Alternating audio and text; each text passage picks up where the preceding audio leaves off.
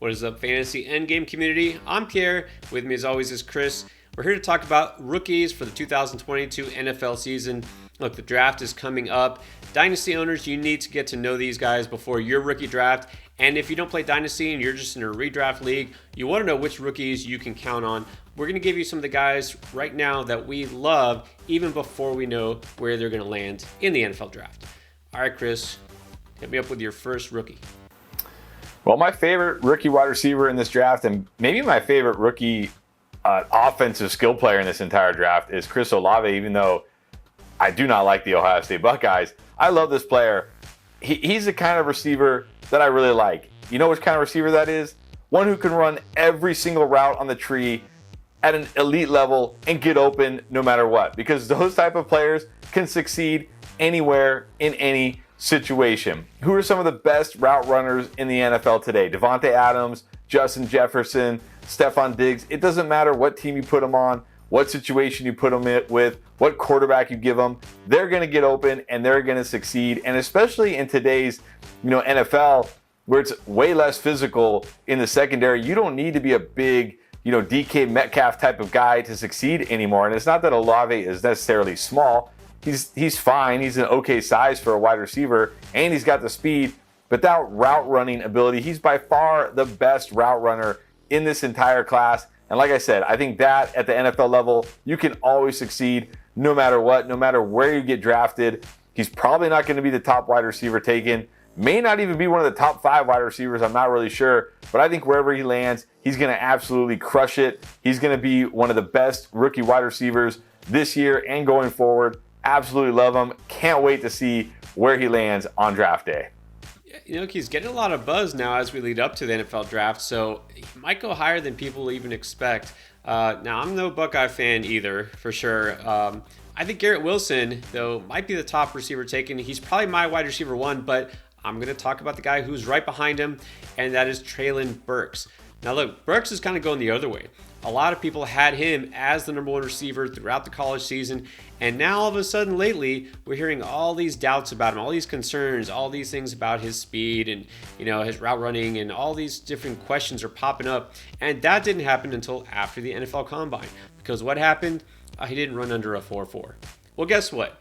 He wasn't supposed to run that fast because he is a big receiver. He's a guy that, he only ran a 4.55. But guess what? He still had a speed score in the 87th percentile because of his size. So, you can run faster, you can get a 4.2, but if you're 5'8", you're supposed to run that fast, all right? Now, Burks, he's got the speed, and you look at him on film, he has plenty of speed to go when he has the ball in his hands. I like the fact that he's got that size, that reach, and we know he is really good at making contested catches. Now, the questions also are about, can he get separation, right, at the next level? Well, we'll see what happens, right? He did a fine job at Arkansas. It's a little different at the pro level. I'm not too worried about that. What I've seen of him, I think he has all the tools to be a wide receiver 1. Again, don't all of a sudden get carried away by all this hype and, these people who all of a sudden are these fast risers right before the draft and these big fallers. I think Burks, to me, is still solidly a top 3 wide receiver in this class, regardless of landing spot. All right, Chris, give me another rookie that you love. Well, I said Olave is a type of wide receiver I love, and Rachaad White is a type of running back that I love. Obviously, Breece Hall and Kenneth Walker, probably the top 2 backs in this class, but for me, White is the RB3.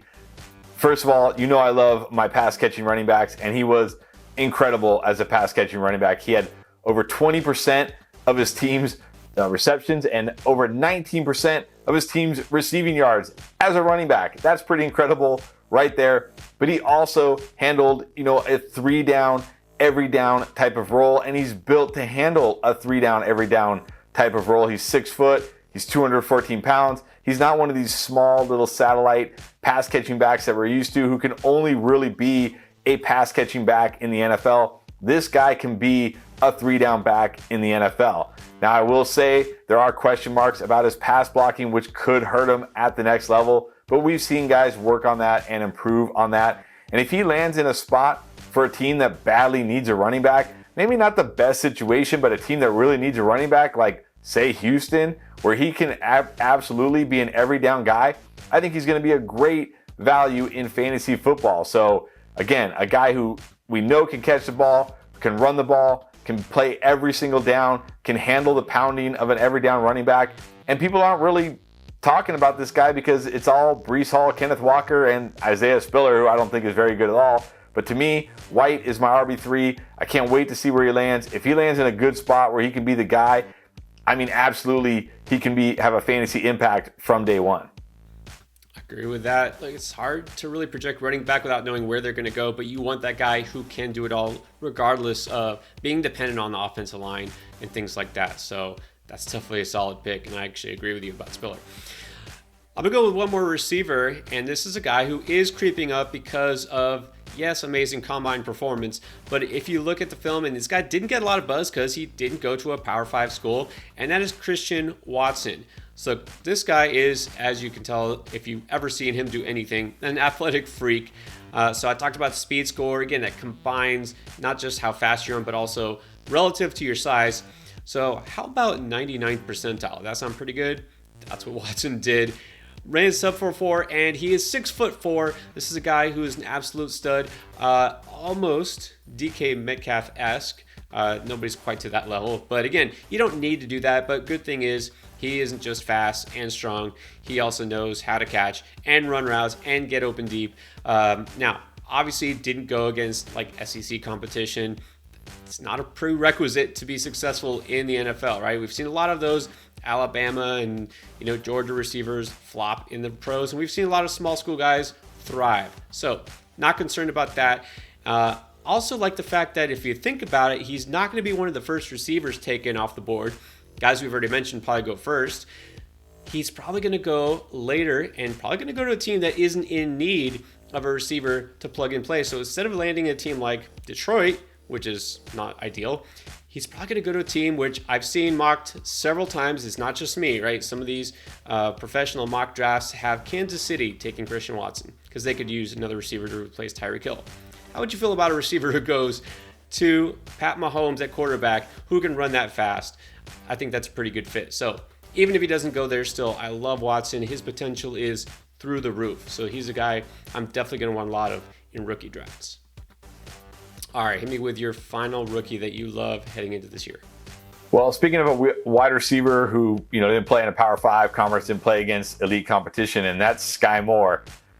I think he could really be one of the biggest surprises of this draft when we look back, a year from now or 2 years from now, because yeah, he didn't play for one of the big schools. He didn't go up against the toughest competition. But if you follow Matt Harmon like I do of Reception Perception, this guy's pretty much the authority when it comes to looking at wide receivers and how good they are. He was one of the top wide receivers against man coverage, against zone coverage, and against press coverage. That pretty much is everything. Like if you can beat man, zone, and press, kind of like Olave, you can play and succeed almost anywhere. So Moore, unlike Olave, I think Moore is definitely going to be dependent on where he goes. He's going to need to go to a good situation, where he has maybe some talent around him. Definitely needs a quarterback that can get him the ball. He's not going to be the type of guy who's probably going to step out there from day one like Justin Jefferson or, Jamar Chase or one of these guys and just be dominant. But if he does land in the right spot, in a good spot, he has all the tools to succeed at the next level, even though he didn't come from a big time program. So like you said about Watson, I could see him being even a day 3 type of pick. But again, if he lands in a good spot, maybe the Packers take a chance on him late, something like that. They definitely need wide receivers. He can definitely succeed. So Moore is a guy I'm definitely going to be watching. Like I said, I think he's going to be a sneaky value in this draft, and we're going to look back and say, wow, he was one of the best draft values in the entire class. Yeah, I really like Moore. He's definitely a riser on my list as well. Now, talk about running back. It was hard for me to pick a guy that I say I love because there's several guys I think really have the chance to stand out. I really like Tyler Beatty, but I'm going to go with a guy that I'm starting to get more interested in. That's Ty Chandler from North Carolina. So that there was a couple of UNC running backs last year that we had a lot of interest in. Both did pretty well. Of course, talking about Michael Carter and Javonte Williams, who a lot of people have just absolutely breaking out this season. Like those two guys. Look, Chandler, I'm not going to say he's quite that level. I don't like him as much as I loved Javonte last year, but I think this is somebody who's going to go under the radar and could be a sneaky pick. So he's a little bit more similar to Michael Carter, not quite as stocky, but he's got kind of typical NFL running back build, 5'11", 204. He's got the speed, that's for sure. He ran the third fastest 40 time at the combine among running backs, 4.38. Now, the knock on him is he didn't have these massive numbers in college. Well, of course, he only had 1 year to really be the guy because, well, those two guys were there before him. But also, he transferred from Tennessee where he had to split time. So he came over at the right time to UNC, and he made the most of his opportunity. Look, that's a team that he still managed to get 1,000 yards, but UNC last year was not the same team they were the year before after having so much talent go to the pros. Sam Howell kind of had a down season. That defense just was miserable last year. So it's amazing that he actually did as well as he did. He didn't catch a ton of passes, but that's just because the offense he was in, I think he is a capable receiver. So all said, Ty Chandler is a guy I think in the right situation could actually be, I don't go so far as to say a 3-down back because I don't think he's necessarily that type of guy, but I think he can do it all. He's not going to be necessarily pulled at the goal line because of his size. He's not going to get pulled on third downs because he can't catch.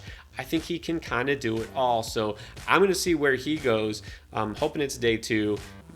The way running backs are valued these days, it's probably more like day 3, but I think he's a sneaky value and a guy I'm definitely going to look out for. All right, so those are some of the rookies we love. We'll do this all over again after the NFL draft, tell you who we really love after we know where they're going to play.